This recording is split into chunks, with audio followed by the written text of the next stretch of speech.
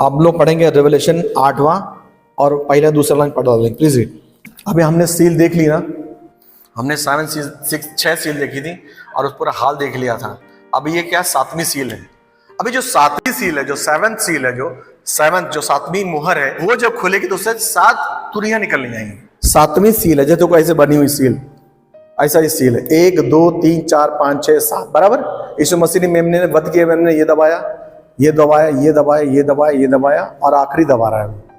जब 7वीं सील दबाएगा तो 7 एंजल्स खड़े हो जाएंगे, 7 तुरियां लिए, 7 एंजल्स 1 2 3 4 7 एंजल्स से खड़े हो जाएंगे, 7 तुरियां। तुरही का मतलब क्या होता है? तुरही का मतलब कब बजाई जाती थी? इजरायली जब बजाते, जब सचेत होना होता था। हम लोग पढ़ेंगे, हम लोग ट्रम्पेट क्यों बजा रहा है, हमें समझ लीजिए ट्रम्पेट तुरियां बज क्यों रही है ना? तुरी बज क्यों रही है, अपन उसमें थोड़ा सा देख लेंगे फटाफट। गिनती 10वां चैप्टर 1 से 10 पढ़ डालेंगे। फिर यहोवा ने मूसा से कहा, चांदी की 2 तुरियां गढ़ के बनाई जाए, जब वे दोनों फूंकी जाए तब सारी मंडली मिलाप वाले तम्बू के द्वार पर तेरे पास इकट्ठी हो जाए। तुरही का मतलब इकट्ठा किए जाना। हाँ, तुरही का मतलब क्या है? वार्निंग, इकट्ठा किए जाना। 5वां और 6ठा पढ़ेंगे। सांस बांध करके फूकिए। वो तुरियां थी, सांस बांध के फूकते थे तो तब युद्ध का समय था। 5वां 6ठा ये बता रहा है कि पूर्व की छावनी आए, फिर उसका दोबारा बजाए तो क्या वो पूर्व की छावनी में कौन था? यहूदा के गोत्र के थे लोग, और दक्षिण की छावनी में थे रूबेन के गोत्र थे। यानी कि एक ऐसा क्रॉस बना के चलते थे। देखो ये, देखो ये क्या हो गया? उत्तर दक्षिण, ये क्या हो गया? पश्चिम, ये पूर्व। और कौन था? यहूदा का गोत्र। और यहाँ कौन हो गया? रूबेन का गोत्र। हालेलुया। और इधर ऐसे ही 2 गोत्र और ऐसे चलते थे क्रॉस बना के, बीच में आर्क ऑफ कवेनेंट, क्रॉस बना के चलते थे। पता भी नहीं था लेकिन क्रॉस बनाते थे वो लोग। तो ये दोनों इकट्ठा हो जाए, यानी कि ललकार का शब्द हो रहा है, युद्ध का शब्द हो रहा है। सावधान हो जाओ, सोने वालों जाग जाओ। हालेलुया। तुरियां बज रही हैं, आखिरी सील खोली जा रही है। ये इसलिए बजा रहे हैं कि हेवन और अर्थ में कोई सब चीज ठीक नहीं है। हेवन बजा रहा है तुरियां, अर्थ में गड़बड़ चल रही है, इसलिए तुरियां बजा रहा है। दोनों एक साथ नहीं चल रहे, यहां पाप बढ़ गया है। क्यों? क्योंकि वो राजाओं का राजा तुरही के शब्द से आएगा। वो अलार्मिंग दे रहा, मैं आ रहा हूं, मैं आ रहा हूं। Day of the Lord is coming, परमेश्वर का दिन आने वाला है। हम लोग पढ़ेंगे Joel 2nd chapter and 1st verse. नरसिंगा फूको, मेरे पवित्र पर्वत पर सांस बांधकर फूको, देश के सब रहने वाले कांप उठें, क्योंकि यहोवा का दिन आता है, वरन वह निकट ही। यहोवा का दिन आता है, सांस बांध के फूको, मतलब रुको मत। हालेलुया। ऐसा करो, रुको मत, सांस बांध करके, यानी कि लगे रहो, रुको मत। हालेलुया।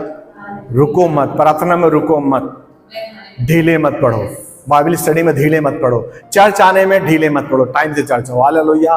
रुको मत, सांस बांध करके फूको, तो तुम्हारा परमेश्वर आ रहा है। अच्छा, हम ये फूंक फांक रहे हैं, इसका फायदा क्या? हम लोग देखेंगे इसी नंबर्स में, गिनती में 10वां अध्याय वही 9वीं लाइन पढ़ें प्लीज रीड। और जब तुम अपने देश में किसी सताने वाले बैरी से लड़ने को निकलो, तब तुरहियों को सांस बांधकर फूंकना, तब तुम्हारे परमेश्वर यहोवा को तुम्हारा स्मरण आएगा और तुम अपने शत्रुओं से बचाए जाओगे। जब तुम सांस बांध के हालेलुया करोगे, तुम्हारा यहोवा निकल के आएगा। जब तुम बीमारी में हो, तुम जब गरीबी में हो, तुम तंगहाली में हो, जब परेशान हो, सांस बांध के चिल्लाओ, चिल्लाओ कस के, अकेले में जाके चिल्लाओ। हालेलुया। मैं 3 साल तक चिल्लाया। हालेलुया। मैं जैसलमेर की पहाड़ी पे 3 साल जंगल के मार्ग पर पहाड़ी कटीली झाड़ियों के बीच चिल्लाया हूँ। झूठ नहीं बोल रहा हूँ, यहाँ पर हालेलुया चर्च है। 3 साल चिल्लाया हूँ मैं, लंगड़ता था, चिल्लाया हूँ। रोमियो 1:24। परमेश्वर ने उन्हें उनके मन की अभिलाषाओं के अनुसार अशुद्धता के लिए छोड़ दिया कि वे आपस में अपने शरीर का अनादर करें। रोमन्स 5:10 पढ़े। क्योंकि बैरी होने की दशा में तो उसके पुत्र की मृत्यु के द्वारा हमारा मेल परमेश्वर के साथ हुआ, फिर मेल हो जाने पर उसके जीवन के कारण हम उद्धार क्यों न पाए। यहोवा के बैरी थे। क्यों बैरी थे? कि दुनिया का सारा गंदा काम तुम करते थे। हालेलुया। बट यीशु मसीह में हम क्या हुए? जुड़ गए, साटे गए। यानी कि जो भी, इसका मतलब क्या है? इसका मतलब पढ़ेंगे याकूब की पुस्तक 4:4 पढ़ेंगे। बेजार से मित्रता करनी परमेश्वर से बैर करना है। तो जो कोई संसार का मित्र होना चाहता है वह अपने आप को परमेश्वर का बैरी बनाता है। अगर तुम दुनिया में प्रेम करते हो, दुनिया की चीज दुनिया में हो लेकिन दुनिया के मत हो। जैसे जीव है तो लेकिन दांतों की नहीं है, दांत से कट जाती है, सब बचा के रखती है अपने आप को। दांत क्या दुनिया है, ये क्या हम इसके अंदर है लेकिन बच के रहते हैं। हालेलुया। तो अगर तुम दुनिया के हो, दुनिया में तुम्हें मजा आ रहा है तो तुम इसके बैरी हो गए। दुनिया में रहो, खाओ पियो, ऐसा नहीं सन्यासी बन जाओ, रहो आराम से रहो, लेकिन जो बाइबल बोलती है उसके खिलाफत में मत जाओ। कोई भी चीज जो मैं कर रहा हूं, जो भी चीज इंसान अपनी द्वारा बनाता है वो कल्ट हो जाती है, वो पंथ हो जाता है। जैसे एक फोन आया है ना, अब बोले कि बैप्टिज्म ले लो, बैप्टिज्म ले लो, वो पूरा ट्रबल में है, परेशानी में है, समझ गया ना, हर तरफ से परेशानी में घिरा हुआ है वो बंदा। हालेलुया, मैं नाम नहीं लूंगा, पूरा घिरा हुआ बंदा हर तरफ से रियली में लाइफ में बहुत प्रॉब्लम है। फिर उसने क्या किया, फोन करा किसी पास्टर ने बोल दिया क्या करो, बैप्टिज्म ले लो, सब संकट से उभर जाओ। ये क्या हो गया, ये कल्ट है, ये पंथ है। बाइबल में कहाँ लिखा है, एक वर्ष मेरे को दिखा दो कि जहां लिखा है बपतिस्मा लेने सब ठीक हो जाएगा। बैप्टिज्म जो है, बपतिस्मा जो है, आपका फेथ का डिक्लेरेशन है समाज से कि हम यीशु के हो गए। हालेलुया। यीशु में आने के बाद आप जगह उस समय चलते हैं, लेकिन गारंटी नहीं उसी दिन से हो जाएंगे आप। हालेलुया। समय लगता है। आज मैं यहां खड़ा हूं तो मुझे समय लगा। हालेलुया। मैं 3 साल वहां रहा रेगिस्तान में, नहीं निकाला यीशु ने मुझे। 3 साल में पूरा रहा। मैं डेली प्रे करता, खुदा आप मुझे भेज दे, भेज दे, भेज दे। हम दोनों प्रे टावर फोन कराते थे, एक दिन भी कम नहीं हुआ। एग्जैक्ट 3 साल बाद ही हम वहां से निकले। क्यों? क्योंकि हमारी मिनिस्ट्री शुरू होनी थी बीदर में, बीदर कर्नाटक में। यह हमको तैयार कर रहा था। याद रखो, जो तुम्हारी परेशानी का समय होता है, जो तुम्हारे जंगल का समय होता है, वो तुम्हारी तैयारी का समय होता है। उस समय आप सोने की तरह इंप्योरिटीज यहोवा निकाल रहा होता है और आपको नए लेवल में ले जा रहा होता है। जब भी परीक्षाएं आती है, टेस्ट आता, संकट आता, दबाव आता है, वो तुमको आगे प्रमोशन के लिए आता, गिराने के लिए नहीं आता। गिराने के लिए शैतान देता है, हमारा यहोवा उठाने के लिए देता है और ताकत भी देता है। पहला कोरिन्थियों 10:13 में लिखा है कि तुमको संकट तुम्हारी सामर्थ्य से ज्यादा संकट में नहीं डालेगा। हमेशा देखो, और संकट से बाहर प्रॉब्लम आए, समझो शैतान की ओर से। जो तुम सह सको वो यहोवा की ओर से, वो तुम्हें गिराने के लिए नहीं देगा, तुम्हें उठाने के लिए, ताकि तुम प्रेयर में करो और पढ़ो, शेलाम हलकोत करो, फिर यहोवा बाल परासीम करेगा। तुम्हारा आकान तुम्हारा रहबोत बन जाएगा। समझ रहे मैं क्या बोल रहा हूं? देख लेना, बाइबल लिखे हैं सारे नोट में। अब हम ये देखेंगे कि क्योंकि ये जो ट्रम्पेट बज रही है, तो यानी कि कुछ गिरने वाला धरती पर। हम लोग पढ़ेंगे रेवलेशन प्रकाशित 5:8। जब उसने पुस्तक ले ली, वो चारों प्राणी और 24 प्राचीन उस पेंडे के सामने गिर पड़े, और हर एक के हाथ में वीणा और धूप से भरे हुए सोने के कटोरे थे। ये तो पवित्र लोगों की प्रार्थनाएं हैं। तुम्हारी प्रार्थनाएं, तुम पवित्र हो। किसने बोला? बाइबल ने बोला। तुम संत हो, तुम संत हो, तुम पवित्र हो। जब तुम दुआ, क्यों पवित्र हो, संत हो? क्योंकि यीशु का हमने ओढ़ लिया है, यीशु की धार्मिकता, इसलिए हम लोग संत भी हैं, हम लोग पवित्र भी हैं। तो हमारी जो प्रार्थनाएं होती हैं यहोवा सुनता है, और वो गोल्डन बाउल में इंसेंस लोबान की जैसा लगाते ना, सुगंध आती, लोबान देखो चलाओ तो सुगंध आती ना, उस सुगंध के माने यहोवा चिढ़ता नहीं तुम्हारी प्रार्थनाओं से, तुम्हारी प्रार्थनाओं से खुश होता है। वो उसके पास जाती है और फ्लैश करती है, और स्वर्गदूत उसका उत्तर लेके आपके पास आते हैं। टाइम लग सकता है, 100% प्रेयर आंसर होगी, 100%। याद रखो, तुम्हारे की गई प्रार्थनाएं, एक भी प्रार्थनाएं अनआंसर्ड नहीं रहेंगी। धरती आकाश चल जाएंगे, लेकिन यीशु का वचन अबदल है, अति वेग से दौड़ता है। अब इसको फ्लिप करो, रेवलेशन 8:5 पढ़ो, उल्टा कर दो, 5:8 पढ़ो, 8:5 कर दो, फिर मैं बताता हूं मैं। और स्वर्गदूत ने धूपदान लेकर उस वेदी की आग भरी और पृथ्वी पर डाल दी, और गर्जन और शब्द और बिजलियां और धुएं होने लगी। प्रे कहां करी? 5:8 में। आंसर कहां हुई? 8:5 में, उल्टा याद रखना, 5:8 8:5, रेवलेशन 6:9। इसलिए और ध्यान से सुनो, क्योंकि इसमें आशीष आने वाली है आपको, प्रोफेटिकली बोल रहा हूं। और जब उसने 5वीं मुहर खोली, तो मैंने वेदी के नीचे परमेश्वर के वचन के कारण और उस गवाही के कारण जो उन्होंने दी थी वध किए गए। ये हमारी प्रार्थना है 5:8 में, लेकिन ये प्रार्थना किसकी है? जो वध किए गए, यीशु के नाम से वध किए गए, यीशु का नाम लेने मार दिए गए, वो उनकी प्रार्थना है। हालेलुया। और ये कहाँ आंसर हो रही है? 8:5 पे, यानी कि दोनों की प्रार्थना आंसर होने वाली। वो चिल्ला रहे हैं, पता है, ये करूब में विराजमान यहोवा है। करूब बोलो तो यहाँ है, उसके ऊपर यहोवा, नीचे ये लोग हैं, जस्ट नीचे ये लोग हैं जिन्होंने मसीह के लिए जान दी है। सोचो इतना बड़ा पद मिला उनको यहाँ, और यहाँ ये बोल रहे हैं यहोवा मेरा कब पलटा लेगा, कब पलटा लेगा, कब पलटा लेगा।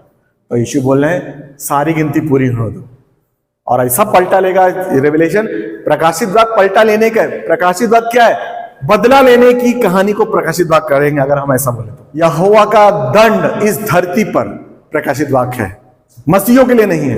वो धरती जो यहोवा ने बनाई 1:25 में और कहा था कि धरती क्या ही सुंदर है, वही यहोवा उस धरती को नाश कर रहा है। क्यों? क्योंकि उसके पुत्र का लोगों ने पैरों तले दबा उसके रूह को, इनकार किया उसका, इसलिए उस धरती का नाश करने मतलब रेवलेशन पूरा 1 से लेके 22। तो रेवलेशन मसीहों को मन से पढ़ना चाहिए, इसलिए यीशु ने कहा आशीष आएगी। तुम देखो, जो तुम दुआ करो ढीले पड़ जाते हो, ढीले मत तोड़ो, देखो मैं ऐसा कर रहा हूं, उनका बदला लूंगा, उनका बदला लूंगा तो क्या करूंगा? गर्जन का शब्द डालेगा यहोवा। 6 सील में तो हम, मुझे लग रहा है कि 6वीं सील में हम लोग उठा ले जाएंगे। 6वीं सील में हमने उठा ली, जैसे मैंने बताया था। क्यों? क्योंकि वहां पर लिखा है कि लोग 8 अरब में से 2 अरब मर जाएंगे। यहोवा धीरे, सेंटेंस के लिए टाइम नहीं दे रहा है। ये जो बाइबल जो लिखी है ना, प्रकाशित के सीक्वेंस में नहीं है ना। देखो 5 का अंदर कहां, 8 के 5 में है, सीक्वेंस नहीं, हर चीज बिखरी हुई है, तो उसको समझना पड़ता है, हर चीज एक साथ करनी पड़ती है। तो बदला लेगा, रुक रुक के बदला लेगा, क्योंकि बीच में, ताकि रिपेंट कर सके। सोचो इतना हमारा दयालु परमेश्वर है, इतना होने के बावजूद भी चाह रहा है कि लोग पश्चाताप कर रहे, इतनी बीमारी परेशानी देख करके, फिर भी लोग यहोवा, लिखा आ जगह, लोगों ने उस पर कुड़कुड़ाया। हम लोग पढ़ेंगे 7 का 7। पहले स्वर्गदूत ने तुरही फूंकी और लहू से निकले हुए ओले और आग उत्पन्न हुई और पृथ्वी पर डाली गई, और पृथ्वी की 1/3 जल गई, और पेड़ों की 1/3 जल गई, और सब हरी घास भी जल गई। 1/3 पृथ्वी जल गई। यानी कि परमेश्वर क्या कर रहा है? हमारे इकोसिस्टम को, इकोसिस्टम है ना पृथ्वी का, इस धरती में क्या मैग्नेटिक फील्ड है, इस धरती के ऊपर मैग्नेटिक फील्ड है, यानी कि जो ओजोन लेयर है या जो भी है, वो धरती से टकराने से पहले वो नष्ट हो जाते हैं। जो पुच्छल तारे रहते हैं ना, कॉमेट रहते हैं या कुछ भी गिरते रहते हैं, वो धरती से डेविएट हो जाते हैं। तो परमेश्वर ने एक मैग्नेटिक फील्ड तैयार किया हम लोग, अच्छा कवच, ओजोन लेयर और बहुत सारी चीजें हैं, साइंस का विषय है, बहुत सारी लेयर्स हैं, तो हम लोग को बचा के रखती है धरती को। लेकिन जब परमेश्वर अपना हाथ हटा लेगा तो क्या होगा? सब गिरेंगी। हालेलुया। और लिखा है 1/3 हेल गिरेंगे ऊपर से, मिक्स विद ब्लड, एंड 1/3 जो धरती है जल जाएगी। हम लोग पढ़ेंगे Exodus 9 chapter 23 and 24 verse, please read. जब मूसा ने अपनी लाठी को आकाश की ओर उठाया और यहोवा की सामर्थ से मेघ गरजने और ओले बरसने लगे और आग की बिजली आती रही, इस प्रकार यहोवा ने मिस्र देश पर ओले बरसाए, जो ओले गिरते थे उनके साथ आग की बिजली थी। और प्रकाशित 11 चैप्टर 18वीं आयत, प्लीज। और वो समय आ पहुंचा है कि मरे हुओं का न्याय किया जाए, और तेरे दास भविष्यद्वक्ताओं और पवित्र लोगों को और उनसे छोटे बड़ों को जो तेरे नाम से डरते हैं बदला दिया जाए, और पृथ्वी के बिगाड़ने वाले नाश किए जाए, नाश किए जाए। यानी कि जब आपका देखो पहला स्ट्राइक किस पे कर रहा है? धरती पे, धरती की हरियाली को नष्ट कर रहा है, सूखे से मार रहा है हवा। हालेलुया। धरती को सबसे ग्रीनरी नष्ट कर रहा है, यानी कि घास खत्म, पेड़ खत्म।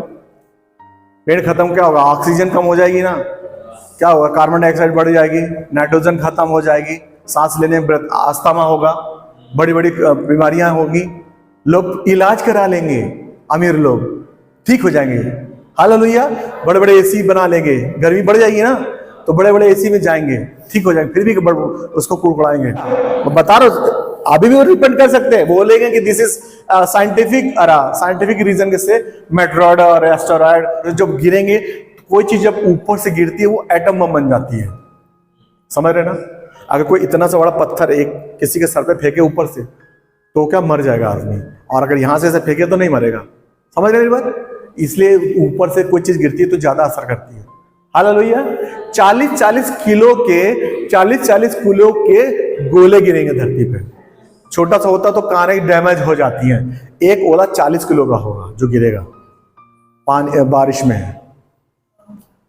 तो सारी घास खत्म तो पशु खत्म, कहाँ खाएंगे? घास खत्म और खेत खत्म। और जो हमने पढ़ा एक्सोडस में परमेश्वर ने डाला था, देखो निर्गमन में, क्यों? इजिप्ट में डाला था। इजिप्ट के अंदर गोशेन प्रदेश भी था, वहां तो नहीं डाला।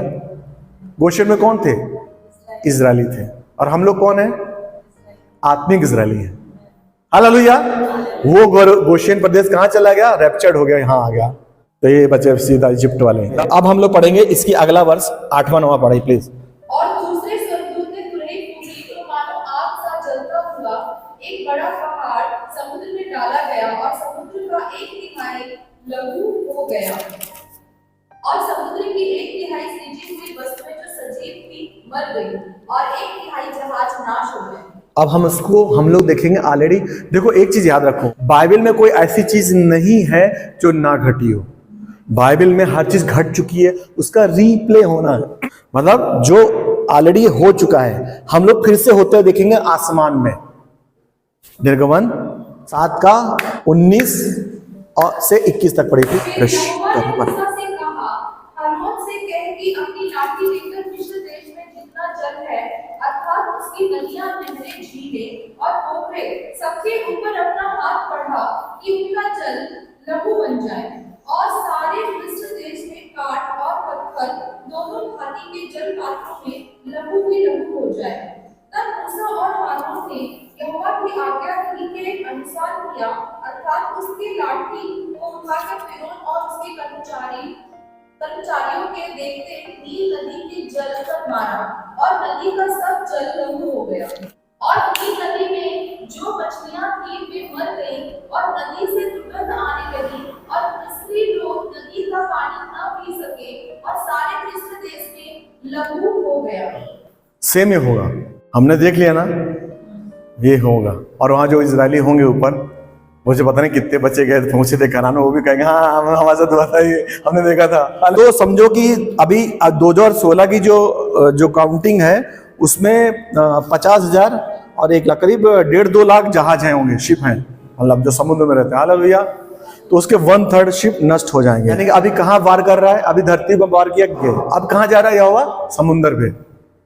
असंख्य जीव रहते हैं समुद्र में, समझ रहे ना? असंख्य, गिन नहीं सकते। इतनी प्रजाति है कि हम लोग 12 किलोमीटर तक ही समुद्र तक पहुंच पाए। उसके आगे इतना प्रेशर रहता है, लोग जा ही नहीं पाते हैं। हालेलुया। तल तक तो जा ही नहीं पाते। कितनी चीजें छुपी हुई है अभी समुद्र के नीचे, और वहां हेल भी छुपा है। सब नष्ट हो जाएगा, वो सब नष्ट हो जाएगा। 1/3 लिखा है ना। तो सोचो जो मरेंगी तो क्या होगा? फिश और जो भी जानवर मरेंगे अंदर जो रहेंगे वो कहाँ आ जाएंगे? तट पे आ जाएंगे। अब जो तट पे आ जाएंगे तो मरी तो सड़ेंगी ना, बदबू आएगी ना, रहने का मन करेगा। लोग बोलते हैं सीशोर फेसिंग वाला फ्लैट जो है 2 कोटी का है, सीशोर फेसिंग है सर। हाँ, मतलब थोड़ा ही बोला भाई, हमें पता नहीं इतना कितना है रेट, मुंबई का करोड़ों में है। तो बोले उतने का है। क्यों? क्योंकि सी फेसिंग है, बैठ के चाय पियो, समुद्र देखो, हालेलुया, वेव्स देखो, ऐसे सा बदबू आएगी, भागोगे यहां से। क्यों? संबंध गए ब्लड पूरा लाल लाल, जो नील नदी के साथ होगा। क्यों? हम गोशेन प्रदेश में हैं, वहां पर ये होगा। मेमना आ गया, शेर आ रहा है, हो गया, फिर से होने वाला। इजिप्ट में हुआ, फिर से होने वाला है। अभी देखो जो नासा के वैज्ञानिक हैं वो एक अपोफिस, उसका मतलब केओस, अपोफिस जो है इजिप्ट का एक भगवान था, उसका नाम था एपोफिस। जो अपोफिस है उसका जो लेंथ है 32,000 किलोमीटर का एस्टेरॉयड है वो है, और 2029 में टकराएगा धरती पे। अभी नासा के वैज्ञानिक क्या कहते हैं वो, अभी जब ह्यूमन क्या करता है, साइंस क्या करती है, जितने भी एथिस्ट हैं जो नहीं मानते हैं वो साइंस तो परमेश्वर का एक ब्यूटीफुल वरदान है हमारे लिए, लेकिन उनमें से कई लोग परमेश्वर को नहीं मानते हैं, कि क्रिएशन को नहीं मानते, बोलते हैं परमेश्वर मनुष्य बंदर से आया है। जबकि हमारे परमेश्वर ने कहा कि हमने अपने स्वरूप और समानता बनाया है, जैसा मैं हूं वैसा तुम, जेनेसिस 1:26। वो नहीं मानते। अब बोलेंगे देखो ये कमेंट तो है और ये घूमते रहते हैं, लाखों करोड़ों आते रहते हैं, हम इनको डिविएट कर देंगे। हाँ करते हैं, सोचते हैं ना उसको डेविएट कर दे या कुछ कर दे ताकि समुद्र में गिर जाए या इधर गिर जाए उधर गिर जाए, है ना। तो ये बोले 2029 में गिरेगा, तो कई लोग बोले गिरेगा, और ये जो है 1000 एटम बम के समान गिरेगा। गिरा तो धरती पर, मैं भी नहीं चाहता हूं गिरे, हाँ मैं बता रहा हूं जो बाइबल बोल रही है। मतलब ये सब हो रहा है, ये लोग दूसरे एंगल से लेते हैं, हम बिब्लिकल लोग अलग से एंगल से लेते हैं, हम आत्मिक एंगल से लेते हैं। परमेश्वर भेजेगा, परमेश्वर ही बजाता है, इनको नहीं मालूम कौन बजाता है, ये सोचता है वो शक्ति है, वो शक्ति ही जो जीसस। एलियंस बोलते हैं, कौन है वो? फॉलन एंजल्स हैं जो एलियंस हैं, एलियंस बोलते हैं ना, वो गिराए गए सरदूत है जो उसका फॉर्म लेकर के दिखते हैं, एक अन्य जगह रहते हैं, बहुत सारी थ्योरी हैं। तो वो 1000 एटम बम के समान रहेगा। सोचो जब एक एटम बम फूटा था तो हिरोशिमा का क्या हाल हो गया था। आप पानी भी नहीं पी पाएंगे, पानी कड़वा होगा, प्यासे प्यासे घूमेंगे। अब हम आगे बढ़ेंगे, तीसरी विपत्ति, थर्ड प्लेग, इसी का 10वां 11, प्लीज रीड एक्सोडस 5:2 पढ़ दो बस से पहले। उसने कहा, यहोवा कौन है कि मैं उसका वचन मानकर इस्राएलियों को जाने दूं? Hallelujah, who is Jesus. इतना होने के बाद कहेंगे हु इज जीसस। अगर अब हम लोग तो शायद नहीं रहेंगे, जो लोग बेचारे रहेंगे भी, मैंने बताया था ना 763 लोग रहेंगे, 1,40,000 का भाग करो उसमें, तो इतने लोग यहूदी रहेंगे जो बताएंगे गॉस्पेल, जो मन फिराएंगे, बोले who is Jesus, I don't care, मैं और बढ़िया सा बनाऊंगा, रहूंगा आराम से, और ऊपर जाऊंगा और नीचे चला जाऊंगा, मेरे पास इफेक्ट नहीं आएगा। नहीं मन फिराएंगे, फिर मौका देखो, मैं क्या बोल रहा हूं, विपत्तियां एक साथ नहीं डाला, वो मौका दे रहा है आपको। समझ रहे, मेरा परमेश्वर कितना बड़ा दयालु है। हम लोग होते थे कि भरभरा के एक ही बार खत्म कर देते, ये 22 चैप्टर एक ही कर देता मैं, एक ही चैप्टर ले फेंक दिया, खत्म, चलो हालेलुया। वो यहोवा है, अपरिमित है, सहनशील है, विलंब से क्रोध करने वाला है, उसका वचन अति वेग से दौड़ता है, लेकिन उसका हाथ धीरे से उठाता है। वचन इसलिए अति वेग से दौड़ता है कि तुम्हारी प्रार्थनाएं पूरी हो, और हाथ इसलिए धीरे से बढ़ाता है कहीं नष्ट ना हो जाओ। आपने अगर उसने भुजा बढ़ा ली तो शायद, हाँ तो हम पढ़ेंगे, प्लीज रीड 10-11। और तीसरे स्वर्गदूत ने तुरही फूंकी, और एक बड़ा तारा जो मशाल की नाई जलता था स्वर्ग से टूटा, और नदियों की 1/3 पर और पानी के स्रोतों पर आ पड़ा, और उस तारे का नाम नागदौना कहलाता है, और 1/3 पानी नागदौना सा कड़वा हो गया, और अकेले मनुष्य उस पानी के कड़वे हो जाने से मर गए। निर्गमन 15:22। फिर मारा नाम एक स्थान पर पहुंचे, वहां का पानी खारा था, उसे वे पी न सके, इस कारण उस स्थान का नाम मारा पड़ा। तब मूसा ने यहोवा की दुहाई दी, और यहोवा ने एक पौधा बतला दिया, जिसे जब उसने पानी में डाला, तब वह पानी मीठा हो गया। पानी यहाँ कड़वा था, तुलना करते जा रहा हूं, यहाँ पानी कड़वा था, यहाँ ही पानी कड़वा हो गया, जो होने वाला है उस पर लोग पी नहीं पा रहे हैं, परेशान है, प्यास तो लगेगी ही, लेकिन उनको ऑप्शन, आशा नहीं है।